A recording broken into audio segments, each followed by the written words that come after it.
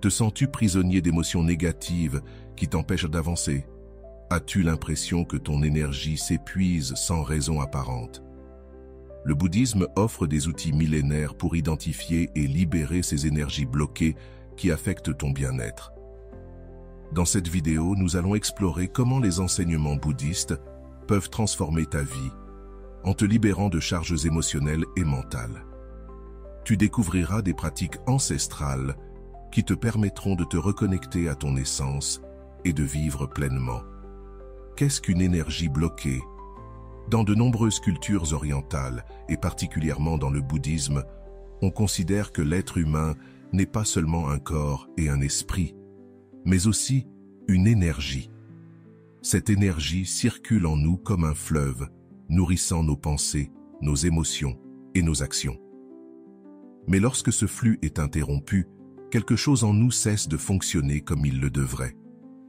C'est alors que l'on parle d'énergie bloquée. Le bouddhisme n'utilise pas directement des termes occidentaux comme stress ou anxiété. Cependant, il reconnaît que certaines émotions et certains états mentaux sont comme des nœuds énergétiques. Par exemple, l'attachement excessif, la haine ou l'ignorance ne sont pas seulement des émotions nuisibles, ce sont des énergies denses qui perturbent le flux naturel de notre vitalité. Ces blocages peuvent se manifester par un manque de motivation, une tristesse persistante, de la confusion, voire des maladies physiques. Les maîtres bouddhistes enseignent que notre corps énergétique est relié à notre esprit et à nos émotions par des canaux subtils. Lorsque nous vivons des expériences traumatiques ou entretenons des pensées répétitives et négatives, ces canaux se saturent, comme une autoroute paralysée après un accident. Le trafic s'arrête et tout le système en souffre. Une idée essentielle du bouddhisme est que ces énergies ne sont pas mauvaises en elles-mêmes. Dans leur état naturel, elles sont puissantes et transformatrices. Ce qui les rend négatives, c'est la façon dont nous les gérons. Par exemple, la colère peut devenir une force de transformation si elle est canalisée correctement. Mais si nous la réprimons ou la laissons nous contrôler, elle finit par créer des tensions internes. Ces blocages ne surgissent pas par hasard. Beaucoup sont le fruit de karmas accumulés, de schémas répétitifs renforcés vie après vie. Même si l'on ne croit pas à la réincarnation, on peut les voir comme des habitudes mentales profondément enracinées. Plus elles durent, plus elles sont difficiles à dissoudre, mais jamais impossibles. Avant de continuer, si tu n'es pas encore abonné à ma chaîne YouTube, je t'invite à le faire dès maintenant. En t'abonnant, tu seras informé de toutes mes nouvelles vidéos, ce qui te permettra de ne rien manquer de contenu précieux. L'impact des énergies bloquées sur notre vie. Pour le bouddhisme, une énergie bloquée ne nous affecte pas seulement de manière individuelle, elle influence aussi la façon dont nous interagissons avec le monde. Si nous portons en nous de la rancune, de la peur ou de la tristesse, c'est ce que nous projetons à l'extérieur. Nous finissons alors par attirer des situations et des personnes qui renforcent cet état, créant un cercle vicieux qui ne peut être rompu qu'avec conscience et pratique. Une des clés de libération est la respiration. L'esprit et le corps sont intimement liés par elle. Lorsque nous respirons de manière agitée, le corps se tend et l'esprit se disperse. Mais en respirant consciemment, nous commençons à défaire ces nœuds invisibles. Ce n'est pas de la magie, mais une véritable science intérieure. La première étape consiste à reconnaître nos blocages, non pas avec jugement, mais avec une observation bienveillante. La seconde est de cultiver la volonté de les transformer. C'est là que les outils bouddhistes entrent en jeu. Méditation, pleine conscience, mantra, visualisation. Chacune de ces pratiques aide à purifier les canaux énergétiques et à retrouver notre état naturel, la paix intérieure. Dans ce cheminement, il ne s'agit pas d'éliminer les émotions, mais de les comprendre, de les accepter et de les laisser circuler. Ce n'est qu'en permettant à l'énergie de se mouvoir librement que l'on peut vivre avec clarté, sens et sérénité. Le rôle de l'ego dans les blocages.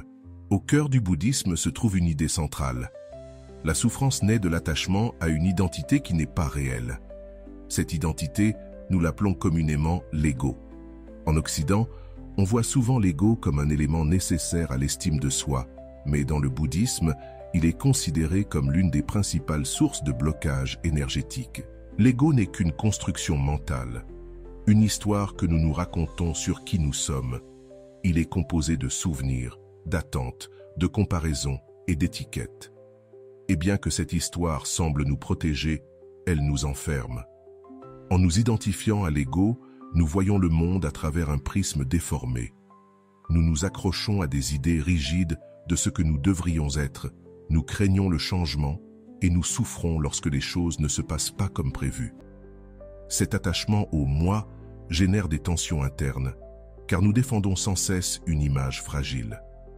Chaque fois que quelqu'un ne nous valorise pas comme nous l'espérons ou que nous échouons, l'ego se sent menacé et produit une énergie émotionnelle dense.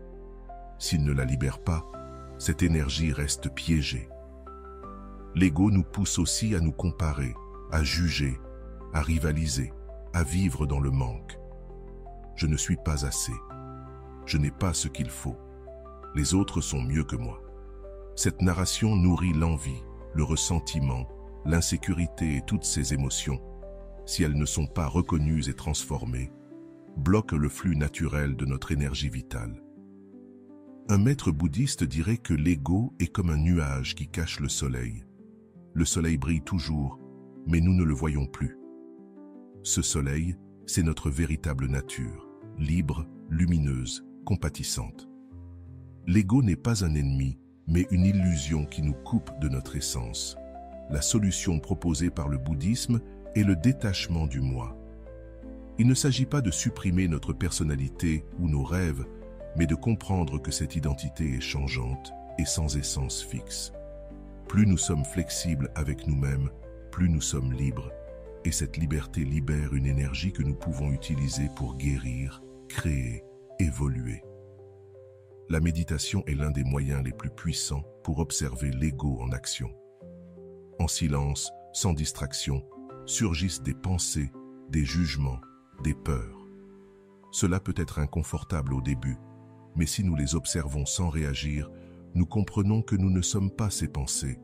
Elles ne sont que des habitudes mentales qui passent. À mesure que nous cessons de nous identifier à elles, elles perdent de leur force. Chaque fois que nous choisissons la compassion plutôt que l'orgueil, que nous acceptons nos erreurs sans nous condamner, que nous célébrons la réussite des autres sans rivaliser, nous libérons de l'énergie qui était prisonnière. Abandonner l'ego n'est pas une perte, c'est un retour à soi. Un retour à cet état de fluidité où nous n'avons plus besoin de nous défendre ou de nous comparer, car nous savons que nous sommes déjà complets. Les 3 racines de la souffrance dans le bouddhisme tibétain. Le bouddhisme tibétain enseigne qu'il existe 3 afflictions mentales à la base du mal-être et des blocages énergétiques, le désir, le rejet et l'ignorance. Le désir ou l'attachement est cette envie constante d'obtenir, de garder, de contrôler. Nous voulons plus de choses, plus d'expérience, plus d'amour, plus d'attention. Mais dès que quelque chose nous plaît ou nous réconforte, nous craignons de le perdre. Cette peur de l'impermanence et ce besoin de possession sont de grands générateurs d'anxiété. Sous l'emprise du désir, il n'y a jamais de paix. Nous vivons toujours dans un sentiment de manque. Le rejet ou l'aversion est l'élan qui nous pousse à repousser ce qui ne nous plaît pas. Il peut prendre la forme de la colère, du ressentiment, de l'hostilité ou de l'agacement. Lorsque nous résistons constamment à la douleur, à l'échec ou à la critique, nous créons des tensions physiques et mentales. Notre corps se crispe, notre esprit se durcit et l'énergie se fige dans une posture de défense. Enfin, l'ignorance n'est pas un manque d'information, mais une méconnaissance de la réalité telle qu'elle est. C'est vivre piégé dans nos illusions et nos projections mentales. C'est croire que les choses sont permanentes alors que tout change, croire que le moi est solide alors qu'il est en perpétuelle transformation. Cette ignorance nous pousse à répéter des schémas nuisibles sans même nous en rendre compte, comme marcher les yeux bandés à travers la vie, se cogner et souffrir encore et encore. Ces trois racines désir, rejet, ignorance sont au cœur de nos blocages intérieurs. Et selon le bouddhisme, c'est en les reconnaissant et en les transformant que nous retrouvons notre énergie vitale et notre liberté intérieure. Le désir naît du fait que nous ne comprenons pas que rien ne pourra nous offrir un bonheur durable. Le rejet, quant à lui, prend racine dans la peur de ce que nous ne pouvons pas contrôler.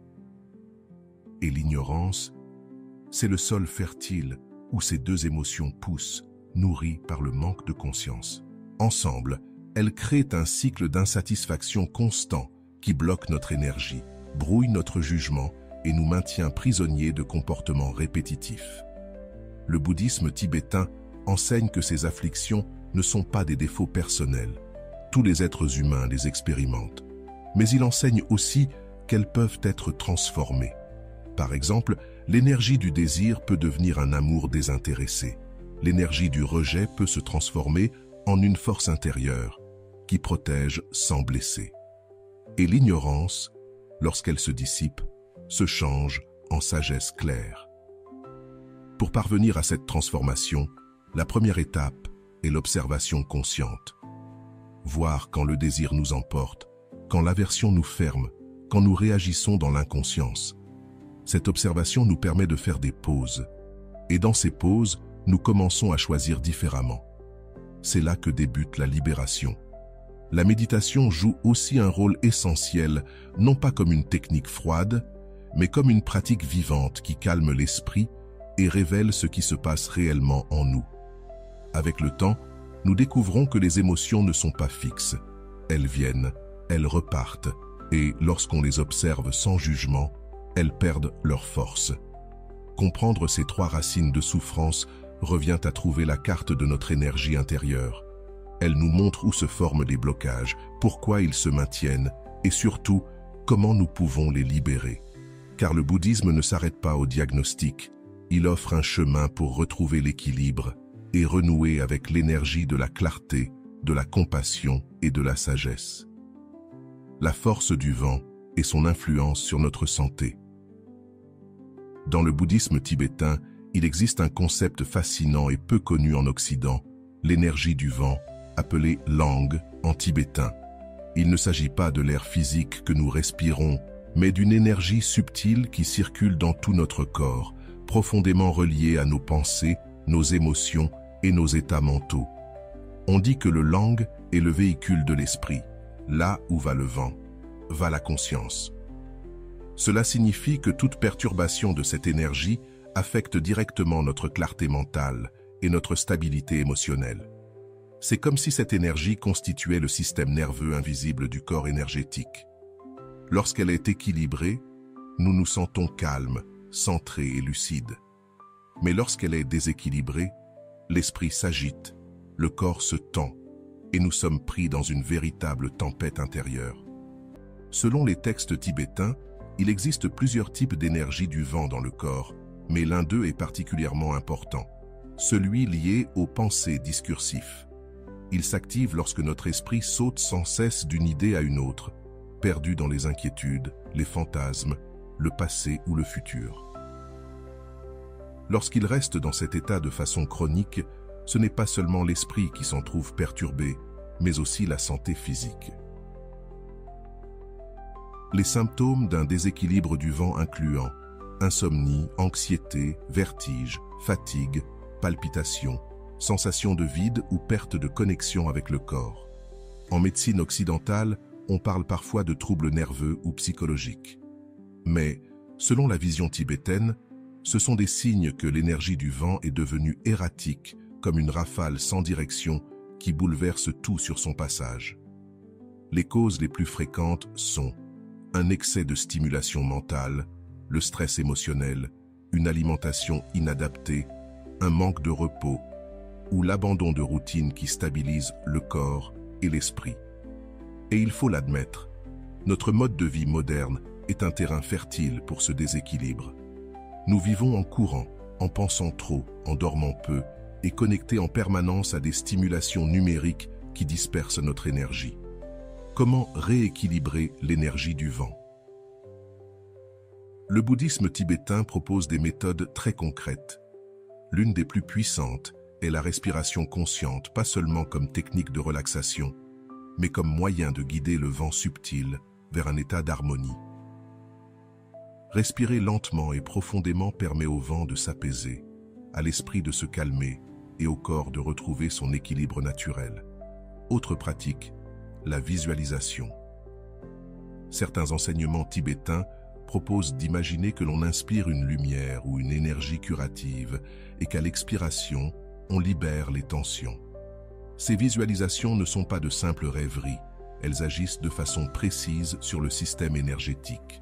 Le contact avec la nature, un repos suffisant, une alimentation chaude et nourrissante, ainsi que le développement d'états d'esprit positifs comme la gratitude ou la compassion, contribuent également à stabiliser l'énergie du vent.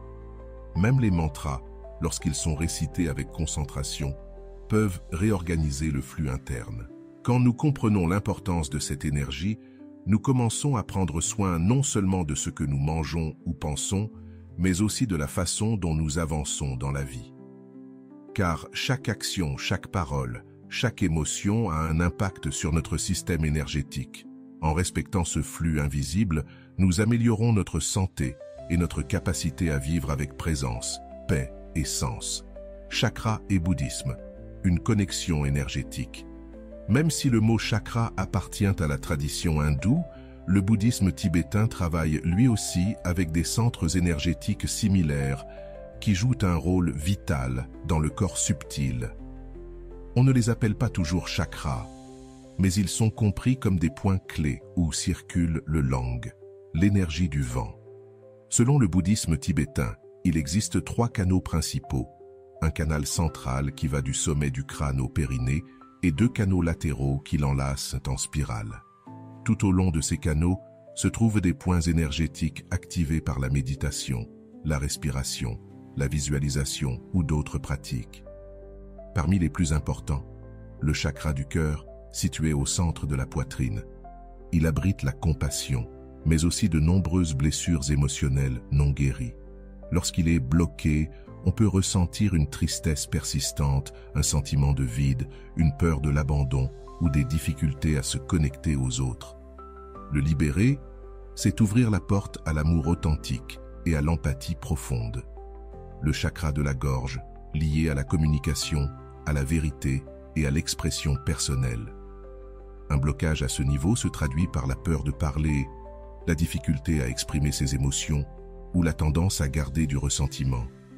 Il peut aussi affecter la voix, la respiration et la thyroïde. Le chant de mantra ou la récitation de textes sacrés aide à purifier ce centre. Le chakra du 3e œil, entre les sourcils, associé à l'intuition et à la clarté mentale. S'il est bloqué, on ressent de la confusion, des doutes, une rigidité mentale ou même des pensées obsessionnelles. Les méditations profondes et les visualisations aident à l'ouvrir et à stabiliser l'esprit. Le chakra coronal, au sommet de la tête, relie à la conscience pure et au transcendant.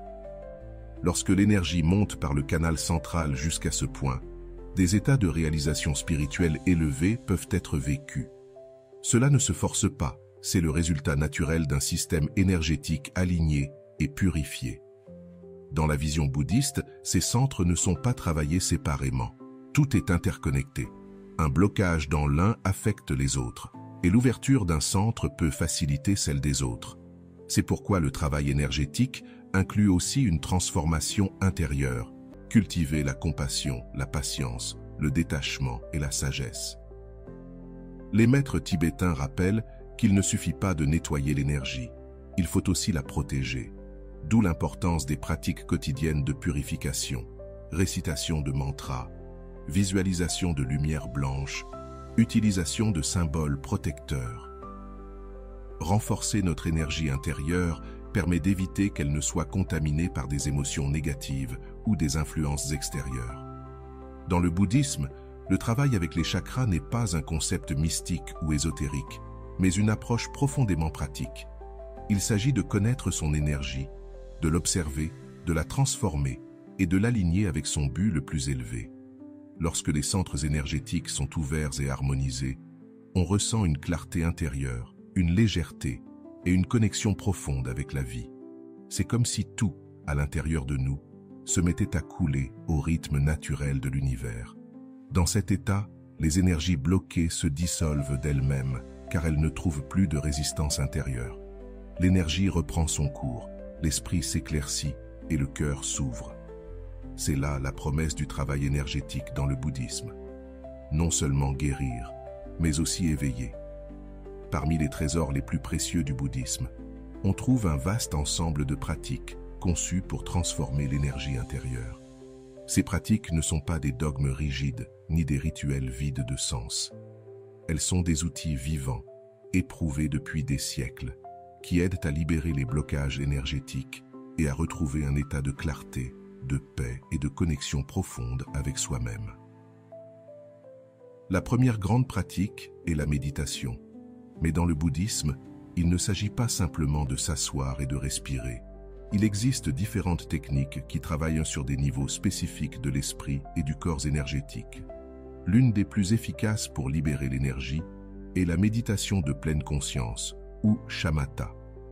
En se concentrant sur la respiration, le corps se détend, les pensées ralentissent et l'énergie commence à circuler naturellement.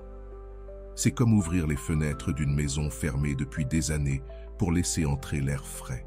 Une autre pratique puissante est la méditation analytique. Ici, on ne se contente pas d'observer l'esprit. On explore, on questionne l'origine des émotions, on remet en cause les pensées automatiques, on examine les schémas de comportement. Cette pratique permet de dénouer les nœuds émotionnels à leurs racines, et pas seulement en surface. Les mantras sont également des outils vibratoires puissants qui agissent directement sur le corps énergétique. Répéter un mantra comme Om Mani Padme Hum, le mantra de la compassion, n'est pas seulement un acte de dévotion. C'est un moyen de réorganiser l'énergie interne, d'accorder l'esprit à une fréquence plus élevée et de dissoudre les tensions accumulées. La vibration du son pénètre dans les canaux énergétiques et aide à les purifier. Le bouddhisme tibétain utilise aussi des visualisations très détaillées pour guider l'esprit et l'énergie vers des états de purification. Par exemple, on peut visualiser une lumière blanche descendant depuis le sommet de la tête et traversant tout le corps, emportant avec elle toute énergie stagnante. Ces images, lorsqu'elles sont pratiquées avec conviction et concentration, produisent des effets réels sur le corps et la psyché. Une technique moins connue mais extrêmement puissante est le Tonglen, la méditation du donner et recevoir. Le pratiquant visualise qu'à chaque inspiration, il prend sur lui la souffrance des autres et qu'à chaque expiration, il leur envoie de l'amour et du soulagement.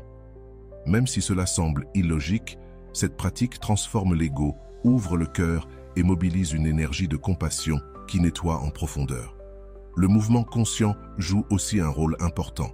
Bien que le bouddhisme ne soit pas toujours associé à des pratiques physiques comme le yoga, il existe des formes de méditation en marchant ou des techniques tibétaines comme le Lujong, qui combinent respiration, visualisation et mouvement pour débloquer les canaux et renforcer le flux énergétique. Le mode de vie est également essentiel. Bien dormir, s'alimenter de manière équilibrée, maintenir des environnements harmonieux, réduire le bruit mental et cultiver des relations saines. Tout cela soutient le travail énergétique. Le bouddhisme enseigne que l'on ne peut pas séparer l'esprit du corps, ni l'énergie de nos actions quotidiennes. Chaque geste, chaque parole, chaque décision influence notre champ énergétique. L'objectif de ces pratiques n'est pas de vivre des expériences mystiques, mais de vivre avec plus de présence, d'ouverture et de liberté. L'énergie ne circule pas lorsque nous sommes tendus, prisonniers du passé ou du futur, ou lorsque nous nous rejetons nous-mêmes. Mais lorsque nous devenons présents, bienveillants et conscients, l'énergie retrouve naturellement son cours. Et le plus beau, c'est que nul besoin d'être moine, de vivre dans un monastère ou de suivre une religion particulière. Ces pratiques sont accessibles à tous. Il suffit de s'engager avec patience et ouverture.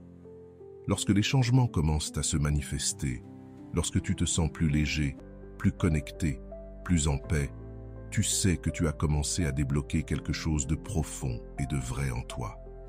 Dans le bouddhisme, l'illumination n'est pas réservée à quelques élus, c'est le destin naturel de tous les êtres, un éveil profond à la véritable nature de la réalité. Mais pour y parvenir, il faut emprunter un chemin. Et ce chemin est aussi un voyage de transformation énergétique. Chaque émotion, chaque pensée, chaque action influence notre énergie interne.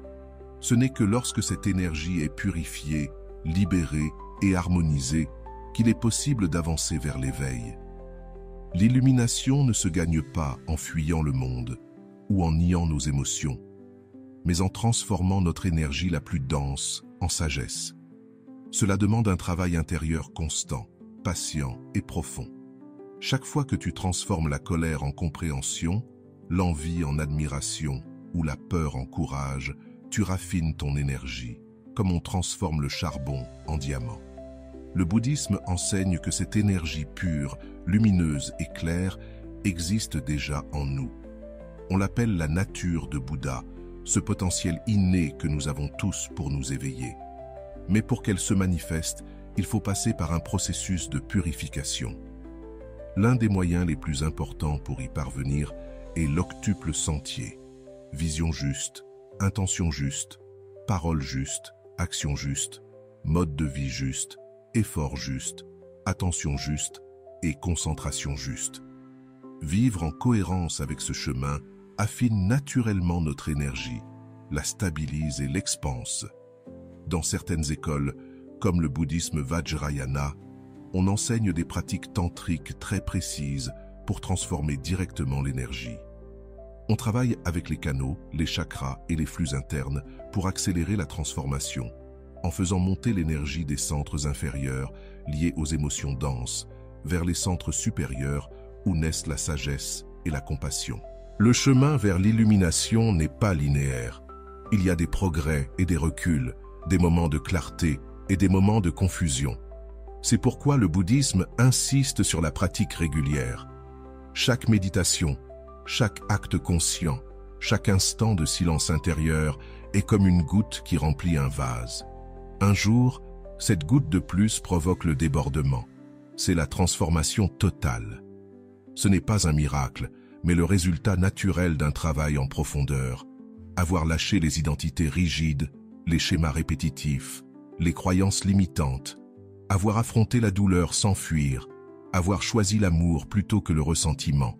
Alors, l'énergie s'élève, se purifie et devient un champ de clarté si pur que les problèmes se dissolvent d'eux-mêmes. À un certain niveau de conscience, le pratiquant ressent une énergie différente, expansive, rayonnante, légère, une énergie de présence totale qui n'a pas besoin de validation extérieure ni d'explication intellectuelle. À partir de là, on peut vivre dans le monde sans être piégé par lui, aimer sans peur, agir sans attachement, vivre sans résistance. C'est là le cœur du bouddhisme. Transformer la souffrance en sagesse et l'énergie bloquée en liberté. Car au fond, il ne s'agit pas seulement de se connaître, mais d'être soi-même dans sa forme la plus pure, la plus éveillée et la plus lumineuse. Quand cet état est atteint, il n'y a plus de blocage, il n'y a que la vie, la conscience et l'amour dans leur état le plus naturel. Si tu écoutes ce message aujourd'hui, ce n'est pas un hasard. Cela signifie qu'une graine de transformation a déjà commencé à germer en toi. Les blocages énergétiques, l'ego, les pratiques, les centres énergétiques, tout cela n'est pas abstrait, mais observable dans ta vie quotidienne. Et la bonne nouvelle, c'est que tu as le pouvoir de les transformer. Le bouddhisme nous rappelle que la souffrance n'est pas une punition, mais une opportunité de grandir. Derrière chaque émotion difficile, il y a une énergie qui attend d'être libérée. Et en prenant conscience, en pratiquant avec régularité, en regardant à l'intérieur avec honnêteté, nous pouvons réveiller tout ce potentiel endormi. Si tu es arrivé jusqu'ici, permets-moi de te remercier profondément pour ton temps et ton attention consacrée à cette vidéo. Avant de partir, abonne-toi à la chaîne si ce n'est pas encore fait. Je te laisse ici 2 vidéos qui pourraient t'intéresser. Prends soin de toi et à bientôt.